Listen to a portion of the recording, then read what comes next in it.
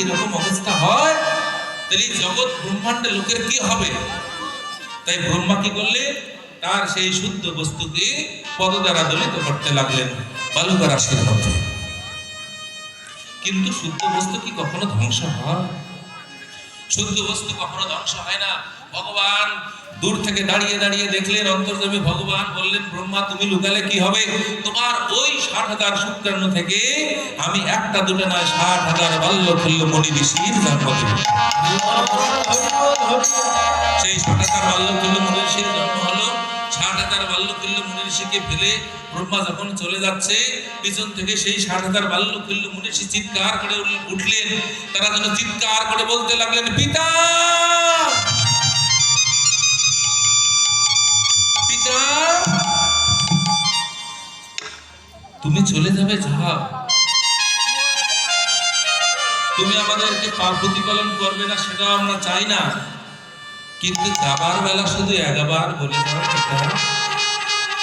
আমরা জগতে আর কিছু চাই না, আমরা জগতে শুধু চাই আমরা কেমন করে আমাদের ভগবানকে লাভ করব, তুমি বলে দাও। পিছন থেকে ফিরিয়ে ব্রহ্মা বললেন, পুত্রগণ, পাবে পাবে, তোমরা কি সেই সুমেরু পর্বতে যাও, সুমেরু পর্বতে বসে তোমরা ধ্যান করতে থাকো। তোমাদের ধ্যানে যেদিন সন্তুষ্ট হবে তোমরা তাকে ডাকতে থাকো, ভগবানকে ডাকতে থাকো। যেদিন ডাক পূর্ণ হবে, যেদিন ভগবান সম্মুখে তোমাদের আসবে, সেদিনে তোমরা তোমাদের মন মতো বর চেয়ে নিও।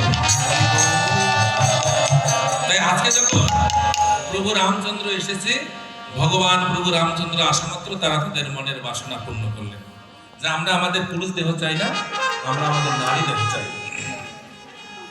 তো ভগবান কৃপা করলেন যে ঠিক আছে, এই যুগে যেহেতু আমার জিতেন্দ্রীয় ধর্ম, এই যুগে তো তোমাদের সঙ্গে আমার হবে না, তবে আগত দাপর যুগে আমি যখন নন্দের নন্দন কৃষ্ণ হয়ে আসবো, আর তোমরা সাধন সিদ্ধা ব্রজঙ্গনা হয়ে আসবে, সেদিন তোমরা আমার সম্মুখে নৃত্য গীত করো, আমি সেদিনই সুখ আস্বাদন করবো। নিতাই গৌর প্রেমানন্দ।